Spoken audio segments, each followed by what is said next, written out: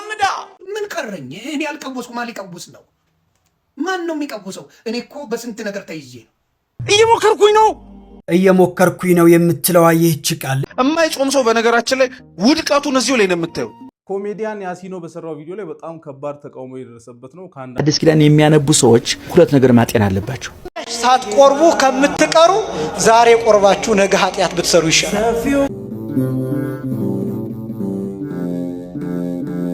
ዘፈን ዝም ብሎ መሰለህ ያለማምዳ ሩካቤ ቀስቃሽ የሆኑ ዳንሶች ዘማ እንድትሆን ይሰሩሃል። ሳታውቀው ነው አይምሮህን የሚለውጡት። ለዚህ ነው እስኪ እንዳለ የሚዘጋጁትን የአፍሪካውያንን የምዕራባውያንን ዘፈኖች ተመልከቷቸው። አሁንማ ሰይጣንን እስከ ማስመለክ የደረሱ ዘፋኞች እያየን ነው። ተመልሶ ሊሆን ስለሚችል ስሙን አልጠራም። አንድ መድረክ ቆመላችሁና አይቼው ነው። እኔን ታምኑኛላችሁ መቼም ቢያንስ እዚህ መድረክ ላይ ስለቆምኩ ገብታችሁ እንድታዩ አትጠበቁ። ሊዘፍን ወጥቶ I sold my soul to the devil ይላቸዋል። ነፍሴ ለሰይጣን ሸጫለሁ ይላቸዋል። አሜን ይላሉ። ከዛ በኋላ ነው የሚዘፍነው። ከዛ በኋላ ነው ፌንት የሚያደርጉት። ምን አይነት መንፈስ ጋር እንደሚያዋህዱ ታውቃለህ? አንተ እኮ አታውቅም። በቀደም ዘፋኝ ሆኖ መስከረም ላይ ነው መጥቶ የነበረው የእናንተ ጩኸት ያባረረው። በዘፈን ውስጥ እንዴት አድርጎ ሰይጣንን እንደሚያስመልክ አላየኸው?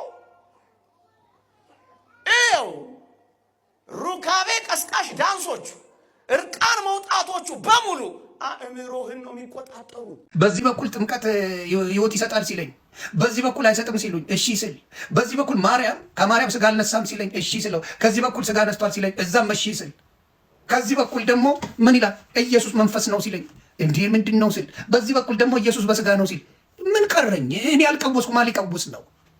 ማን ነው የሚቀውሰው? እኔ እኮ በስንት ነገር ተይዤ ነው። እንዴ ዘኑልኝ እንጂ እንዴት ነው የማልቀውሰው? ይሄ አያቀውስም እንዴ? ሰምቶ የማይቀውስ አለ? ጤነኛ ትሆናላችሁ? እውነት ነው የምልህ ጤነኛ ትሆናለህ በዚህ ጉዳይ? እዚህ ጋር አመንኩ ብለህ ስትል ኖ ኦንሊ ጂሰስ ነው ስላሴ አያስፈልግም ይላል። እሺ ትላለህ። ከዛ ደግሞ ኖ ስላሴ ያስፈልጋል ትላለህ። እሺ እላለሁ። አንድ አምላክ ነው ሁለት ባህሪ ያለው ትለዋል ይለኛል። አንድ አምላክ ነው ሁለት ባህሪ ያለው። እሺ ትላለህ። ኖ አንድ አምላክ ነው አንድ ባህሪ ያለው ይለኛል። እሱንም እሺ እላለሁ። ጸጉሬ ያለመነቃቀሉም ተመስገን ጌታ ተመስገን። ጸጉሬም ብዙ አልተነቀለም። እኔ ነቅዬ ነበር እንጂ ጸጉሬ አልተነቀለም። ነቅዬ ነበር። ጌታ ኢየሱስ ምስክሬ አስነቅለውኝ ነበር። ይሄንን አዳምጬ ሳልጨርስ እዚህ ጋር የሚሰብከው ሌላ ነው። ይሄንን አዳምጬ ስጨርስ እዚህ ጋር የሚሰበከው ሌላ ነው። ስለ ቁርባን ዝም ብሎ መታሰቢያ እራት ነው አሉኝ። እሺ ብዬ እኔም ተመተረኩኝ። ኧረ መታሰቢያ እራት ቂጣ ነው እንጂ ምንም ጥቅም የለውም። ኧረ አይደለም ብሎ ደግሞ ሉተራውያን መጡ። ኧረ ቁርባንማ ከጌታ ጋር የምትገናኝበት ሚስጥራዊ የመዳኛ መንገድ ነው። ሳልቀባጥር አትነግሩኝም ነበር እንዴ? ውሃስ ጥምቀት ውሃ ያመነ የተጠመቀ ይድናል። መጀመሪያ ማመን ነው አሉኝ። ጓልኩኝ። ውሃ ዝም ብሎ መረጨቱ ምንም ጥቅም የለውም ብዬ ጓገጭ አልኩኝ። ኧረ ሆኒ ተሳስተሃል አሉኝ። ደግሞ መጣው ሌሎቹም ተሳስተሃል፣ ያመነ የተጠመቀ ይድናል፣ ያላመነ ይፈረድበታል ነው የሚለው። እንዴ ጥምቀቱ እኮ ከመዳን ጋር የተያዘ ነው አሉ። እንዴ ተው አስቡልኝ፣ ቤተሰብ እያሰባችሁልኝ። እኔ ወንድማችሁ እንደዚህ ባልቀውስ 8 ወር የቀወስኩትን መቼም ቀውሼ አላውቅም። እውነቱን ነው የምነግራችሁ። 8 ወር የቀወስኩትን እኔ በህይወቴ ቀውሼ አላውቅም። ጌታ ሳትቆርቡ ከምትቀሩ ዛሬ ቆርባችሁ ነገ ኃጢአት ብትሰሩ ይሻላል። ሰውነታችንም ከኃጢአት ተለይቶ አያውቅም። አይምሮአችን ከኃጢአት ሐሳብ ርቆ አያውቅም። ልባችን ከዚህ ተለይቶ አያውቅም። እና አንዳንድ ነገሮች በተሳሳተ መልክ እየተረዳናቸው ድፍረት እየመሰለን ግን ከማዕዱ እየተለየን እንሄዳለን። ይሄ ማለት በሌላ አባባል በይሉኝታ ልክ አሁን ድግስ ተጠርታችሁ ለምሳሌ ሰርግ ቤት ሄዳችሁ በሉ አልሱ ብፌው ሲትባሉ ኧረ እኔ በልቼ ነው የመጣሁት ይቅርብኝ እግዚአብሔር ይስጥልኝ ትላላችሁ። ሰርግ ነው ተጠርታችሁ ነው የሄዳችሁት፣ ድግስ ነው። ልክ እንደዛ ልትታከሙ ሄዳችሁ ሐኪም ቤት ዶክተሩ ሊያክማችሁ ሲል በይሉኝታ ኧረ ዶክተርዬ ይቅርብኝ እንዳታክመኝ ትላላችሁ። ይሄ ማለት እኮ ነው በሌላ አባባል። እና አንዳንድ ይሉኝታዎቻችን ከዋናው ማዕድና ከዘላለም ሕይወት ለይተውናል። በተለይ ወጣቶች ወንድሞቼና እህቶቼ አትፍሩ። ምናልባት ብዙዎቻችን ከቆረብን በኋላ የምንኖረው ህይወትም ያሳስበናል። አሁን አንዳንዶች ወጣቶች እንዲያው ከቆረብኩ በኋላ እንደገና ተመልሼ አሁን ከጓደኞቼ ጋር ሚል ሰው አለ። ካላደረከው መልካም ባታደርገው ጥሩ። ያለዚያ ግን ቆርበህም ቢሆን ከዛ በኋላ ስለምትሰራው ኃጢያት ለንስሐ አባት እየተናገር እየወደክ እየተነሳ ህይወትህን ምራ። እየሞከርኩኝ ነው የምትለዋ ይህች ቃል ዝም ብላ ከአፍ የምትወጣ ንግግር ብቻ ፈጽሞ አይደለችም። ቃላቱ ከከንፈር ሳይሆን ከልብ የወጣ የብዙዎቻችን የኑሮ ትግልና የውስጥ ስብራት የፈታ ቁልፍ እንጂ። እየሞከርኩኝ ነው የምትለዋ ቃል በውስጧ የሺህ ሌሊቶች እንቅልፍ ማጣት፣ የሺህ ቀናት የኑሮ ትግልና በሚሊዮኖች የሚቆጠሩ ኢትዮጵያውያን የልብ ትርታ ታዝላለች። በዚህ ቃል ውስጥ መጋደል አለ። በዚህ ቃል ውስጥ ተስፋ አለ። በዚህ ቃል ውስጥ ነገን የማየት ጉጉት አለ። ኮሜዲያን ያሲኖ በዚህ ቪዲዮ የኢትዮጵያውያንን የዕለት ተዕለት ውጥረት፣ የኑሮ ውድነትና የስነ ልቦና ጫና በመስታወትነት አሳይቶናል። እየሞከርኩኝ ነው ማለት አልተሳካልኝም ማለት ግን ፈጽሞ አይደለም። ይልቁንም እየደከመኝም ቢሆን አልቆምኩም የሚል የጀግንነት መግለጫ ነው። ቪዲዮው የብዙዎቻችን ልብ የነካው ሁላችንም በፈገግታችን ጀርባ የደበቅነው ጭንቀትና የመትረፍ ትግላችን አውጥቶ ስለዘመረው ነው። መሞከር ራሱ ትልቅ ድል መሆኑን ያሲኖ በኪነ ጥበቡ አስመስክሯል። ምንም እንኳን ሸክሙ ቢከብደንም በያሲኖ ቃል ውስጥ ሁላችንም የራሳችን ታሪክ አግኝተናል። አሁንም ቢሆን እየወደቅን እየተነሳን መሞከራችን እንቀጥላለን። ኮሜዲያን ያሲኖ በሰራው ቪዲዮ ላይ በጣም ከባድ ተቃውሞ የደረሰበት ነው ከአንዳንድ ሰዎች። ምን እንደሆነ ላስረዳችሁ። ለማንኛውም ችግራችን ምን እንደሆነም አይገባኝም። ኤኒዌይ ሰዎች ምን እያሉ ነው? አንድ ተከራይ ለአንድ አከራይ እንደዛ ብሎ መመለስ የለበትም። እየሞከርኩኝ ነው ብለህ እንዴት ትመልሳለህ? አከራይስ ቢሆን ለልጆቹ ትምህርት ቤት የሚከፍለው ከየት አግኝቶ ነው? ከየት ወስዶ ነው ገንዘቡን? እና እሱ ራሱ እኮ እየሞከረ ነው፣ እንዴት እንደዛ ብሎ ይመልሳል የሚል አስተያየት እየሰጡ ረጃጅም ጽሁፎችን ፖስት እያደረጉ አይቼ በጣም የገረመኝ።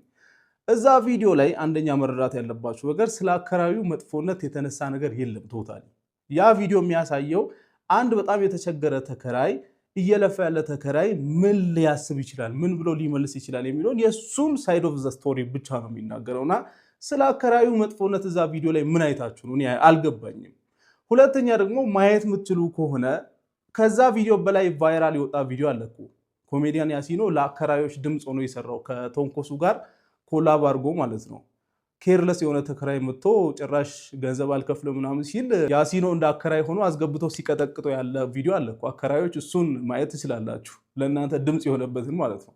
እና ሆን ብለን አንድ ሰው ሲሞክር አሁን እንግዲህ እናንተን እኮ ነው ባይዘው እሱ እያለ ያለው እየሞከርኩኝ ነው ብሎ የሚታገለው ከእንደናንተ አይነት ሰው ጋር ነው እንጂ ከአከራዩም ጋር አይደለም ሲጀምር። ለማንኛውም አንድም ቪዲዮ ስታዩ ከዛ ሰው አንግል ማየት ልመዱ። ለማንኛውም የስጦታው ነገር እንዴት ሆነ ሰጠኸው ወይ የማይኩ ነገር እንዴት ሆነ ላላችሁ ሰዎች ማይኩ ደርሶታል፣ ቴንኪው ብሎኛል። በቅርቡ ደግሞ ከስታንድ አፕ ኮሜዲዎቹ ጋር በተያያዘ አንዳንድ ነገር እንደምንሰራ ያው እርግጠኛ ነኝ። ለማንኛውም አሁንም ቢሆን ልጁ ሰፖርት አድርጉ ስላችሁ መስራት የሚችል ሰው ስለሆነ ሪኮግኒሽን ስጡት እና ደግሞ ማስታወቂያ በደንብ መስራት አለበት።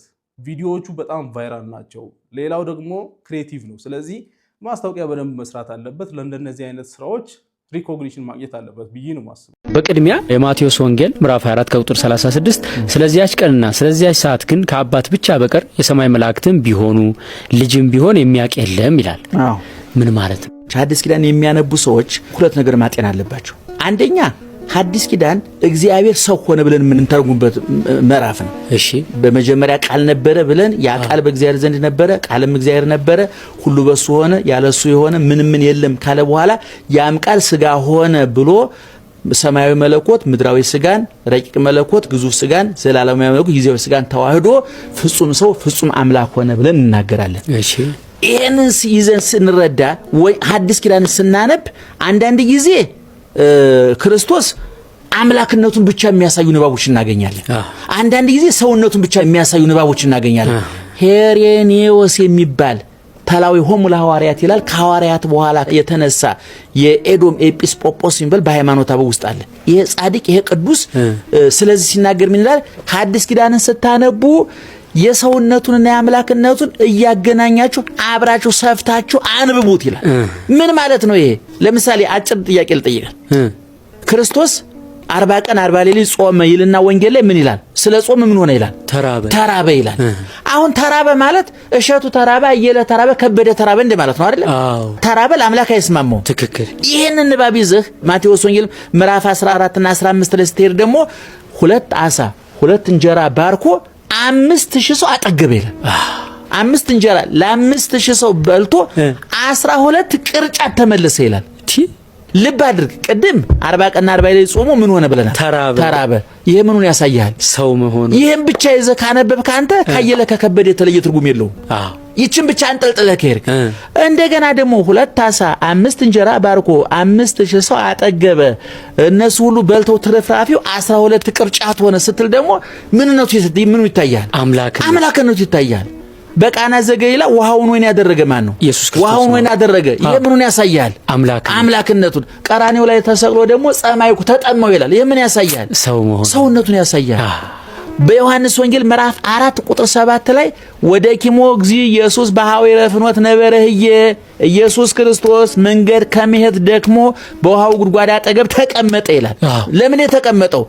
ደክሞት ውሃ ጉድጓድ አይቶ የዛፍ ጥላ አይቶ ሲደክመው ትንሽ ፎይ ለማለት የሚቀመጠው ማን ነው? ሰው ነው። ይችን ብቻዋን ገንጥለህ ከጠፋህ አንተ ኢየሱስ ክርስቶስ አየለ ከበደ ሆነ ማለት ነው።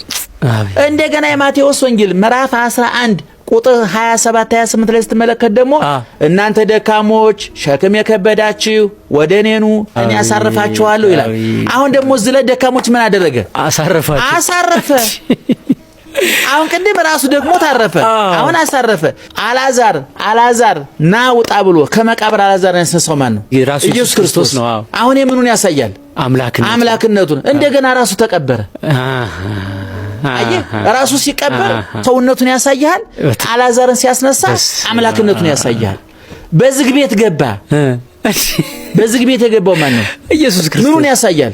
አምላክነቱን። እንደገና እንኳን በዝግ ቤት ሊገባ እጅግሩን ይዘው እያንገላቱ ደግሞ ይደበድቡታል። አየህ፣ አባ ጊዮርጊስ ዘጋስጫ ምን ይላል? ኢየሱስ ክርስቶስ 3 አስደናቂ ነገሮች ሰርቷል ይላል። እሺ፣ በመጀመሪያ በእህቱ ማህፀን ማኅተመ ድንግልናዋን ሳይለውጥ ከመቤታችን ተወለደ አለ። እሺ፣ ሁለተኛ ከመቃብር ሲነሳ መቃብር ክፈቱልኝ መግነዝ ፍቱልኝ ሳይል ተነሳ አለ። እሺ፣ ሶስተኛ ለሐዋርያት በዝግ ቤት ገባል። ይሄ ረቂቅነቱን ያሳያል። ሄሬኔዎስ እንዳለ ምንድነው? እነዚህን ነገሮች ገነጣጥለህ አትረዳቸው ወዳጄ ይላል። አንድ ላይ ስፋቸው፣ አንድ ላይ አዋህዳቸው። ምንና ምኑን? አጠገበንና ተራበን፣ ውሃውን ወይን አደረገና ተጠማን። እነዚህ አብረው ሲሰፉ ኢየሱስ ክርስቶስ ፍጹም አምላክ ፍጹም ሰው ይሆናል አለ። ለምሳሌ ዮሐንስ ወንጌል ምዕራፍ 14 ቁጥር 28 ላይ አብ ይበልጠኛል ይላል። እሺ፣ ራሱ ባለቤቱ ነው የሚለው። እንደገና ወደ ኋላ ምዕራፍ 10 ቁጥር 36 ተመልከተ ደግሞ እኔና አብ አንድ ነን ይላል። ሐዋርያው ቅዱስ ጳውሎስ ደግሞ አብ ቢበልጠው ምን ቁም ነገር አለው? ሰው ሆኖ የለም ወይ? እንኳን አብ መላእክት በልጠውታል። በእንተ ዘጥሞ ለሞት ዕብራውያን ምዕራፍ 2ን ስታነብ ኢየሱስ ክርስቶስ ሕቃሄ ጸጽኮ መላእክት ከመላእክትህ ጥቂት አሳነስከው። ማንን? ኢየሱስን። በምን አነሰ? በእንተ ዘጥሞ ለሞት መላእክት አልሞቱም። እንኳን ካብ ከመላእክት አንሶ የለም ወይ? ምንድነው የምታደንቀው ይላል። ስለዚህ መጻሕፍትን ማዋሃድ ያስፈልጋል። በእምነት መነጽር ማየት ያስፈልጋል። በኦርቶዶክሳዊ ተዋህዶ አይን ማንበብ ያስፈልጋል። ትንሽም ደግሞ ጸሎት ያስፈልጋል። የፊዚክስ አይደለም፣ የኬሚስትሪ አይደለም፣ የባዮሎጂ አይደለም። እኔ እውነቱን ለመናገር አሁን ሲገባኝ ፊዚክስ እንኳን ጸሎት ይጠይቃል። እንኳን ምስጢረ ሥጋዌ እንኳን ምስጢረ ሥላሴ። እውነቴን ነው የምልህ። እንደው ዝም ብሎ ያላማተ ሃይማኖት የሌለው ሰው ገብቶ ቢለፈልፍብህ እንደ ጣራ ኮርኒስ የሌለው ቆርቆሮ ዝናብ ሲጥል አይተሃል? ትንሽ ሲጥል ብዙ የጣል ነው የሚመስል። ትክክል። አሁን የመንፈስ ቅዱስ የተለዩ አስተማሪ ይንኳኳል ነው የምልህ። እውነቴን ነው የምልህ። ይሄን ለመረዳት አማኝ መሆን ያስፈልጋል። ትክክል። የኦርቶዶክሳዊ ተዋህዶ ቤተክርስቲያን መምህር የሆነ ሰው ቤተክርስቲያኒቱን ሙልጭ አድርጎ ጥጥት ማድረግ አለበት። ትክክል። አንዱን ጥሎ አንዱን አንጠልጥሎ ከመረቆው ጥሎ ከስጋው ጾመኛ ነኝ የሚል ይሄን እቀበለዋለሁ ያንን አልቀበለውም፣ ያንን ጨምር፣ ይሄን ቀንስ፣ ያንን አጥብ፣ ይሄን አስፋ የሚል እምነተ ጎደሎ ሰው ሐዲስ ላይ ሊረዳ አይችልም። መጽሐፍ ቅዱስ ላይ አብ አስነሳው ይላል ቅዱስ ጳውሎስ። እሺ፣ ዮሐንስ ወንጌል ምዕራፍ 10 ቁጥር 18 ላይ ስትመለከቱ ደግሞ ምን ይላል? ነፍሴን ላነሳትም ላኖራትም ስልጣን አለኝ። ዋው! እንግዲህ ዛ አብ አስነሳው ካለ እዚህኔው ላነሳት ላኖራት ስልጣን አለኝ ካለ የቱን ነው የምንይዘው ሲባል አብረን እንሰፋዋለን። ትክክል። በገዛ ስልጣኑ ተነሳ ቢል መንፈስ ቅዱስ አስነሳው ቢል አብ አስነሳው ቢል አንድነት ሶስትነታቸውን በአገዛዝ በስልጣን አንድ መሆናቸውን በስም በግብር በአካል ሶስት መሆናቸውን ከማሳየት አልፎ መበላላጣቸውን አያሳይም። ስለዚህ እዛ ለምን ለማለት ነው የፈለገው? አንደኛ በስጋው የቅድም እንዳልኩ ሰው በመሆኑ ስጋ በመልበሱ ካባንሷል። ራሱ ባለቤቱን የተናገረው ቅድም እንዳልኩ አስተናነሱ ምንድነው? አብ ሰው አልሆነም፣ መንፈስ ቅዱስ ሰው አልሆነም። በተለየ አካሉ ስጋ የለበሰ በዮርዳኖስ ሲጠመቅ እኮ የምወደው ልጄ ይህ ነው ብሏል። በዛ አድሮ ያለው ልጄ ነው አላለም ማለት ሊቁ ሲተረጉም ደግሞ ምክንያቱም መለኮት በስጋ አደራር ለምንውልኛ ተዋሃደ። ኢየሱስ ክርስቶስ ፍጹም አምላክ ፍጹም ሰው ነው። በዝግ ቤት ገብቷል፣ በዝግ ማህፀን ተወልዷል፣ በዝግ መቃብር ተነስቷል። ስለዚህ በሰውነቱ ይሄንን ጭምር ለማሳየት የተደረገ ነው ማለት ነው። የማይጾም ሰው በነገራችን ላይ ውድቀቱን እዚሁ ላይ ነው የምታየው። የማይጾም ሰው የሚያውቀውን ራሱ ይረሳዋል። የማይጾም ሰው መልካምንና ክፉን ራሱ መለየት አይችልም። የማይጾም ሰው የለበሰውን የብርሃን ልብስ ተገፎለት የሞተ ሬሳ የሚባል ቁርበት የሚለብስ ሰው ነው። የማይጾም ሰው ከሚኖርባት ከገነት ተዋርዶ ወደ ምድር የሚወርድ ነው። የማይጾም ሰው ገነትን ብቻ ሳይሆን እግዚአብሔርንም የሚያጣ ነው። እህል ብቻውን የሚያጸድቅም እህል ብቻውንም የሚያስኮንን ነገር አይደለም። ጾም አብረው ከሌሎች ነገሮች ጋር መተሳሰር አለብን። ጾም የሰውነትና የሆድ መራብ ብቻ ሳይሆን የስሜት ሕዋሳቶቻችንም ከእግዚአብሔር ጋር በጸሎት በስግደት በምጽዋትም ጭምር መገናኘት ነው። ቅዱስ ዮሐንስ አፈወርቅም ለዛ ነው ምግቦቻችሁን ጾም በገባ ቁጥር በምትለውጡበት ልክ ምን አለ እናንተም ብትለወጡ ይል። እውነቱን ነው። ጾም በገባ ቁጥር የኛ ጭንቀትና ራስ ምታት ስለምንለውጣቸውና መብላትና አለመብላት ስለምንችላቸው የምግብ አይነቶችን መጨነቅና መጠበብ ግን የነበረብን መጀመሪያ ስለ እግዚአብሔር ብለን ምን ያረግናቸው ነገሮች ላይ መተው የሚገባን ነገሮች ላይ። ሰው ብቻዬን እኔ ምን ተአምር አመጣለሁ ብቻዬን ብጾምና ብጸልይ ምን ለውጥ አመጣለሁ አይባል። እግዚአብሔር ኃጢአተኞችን አይቶ እንደሚቀጣ ሁሉ ስለ አንድ ጻድቅ ብሎ ደግሞ በሀገር ላይና በወገን በቤተ ክርስቲያንና በሕዝበ ክርስቲያን ላይ የመጣን መዓትና መቅሰፍቱን ጭምር ምን ማድረግ ይችላል? ማራቅ ይችላል። ለእግዚአብሔር ብላችሁ ያቆማችሁት ዘፈን፣ ለእግዚአብሔር ብላችሁ የማታደርጉት ኃጢአት በሙሉ ምን እያረጋችሁበት ነው ማለት ነው? እየጾማችሁበት ነው ማለት ነው። ሰው የሚያስብበት ልክም ጣሪያም መጠንም አለ። ሲወርድ ግን እንደ እንስሳ ሊያስብ ይችላል።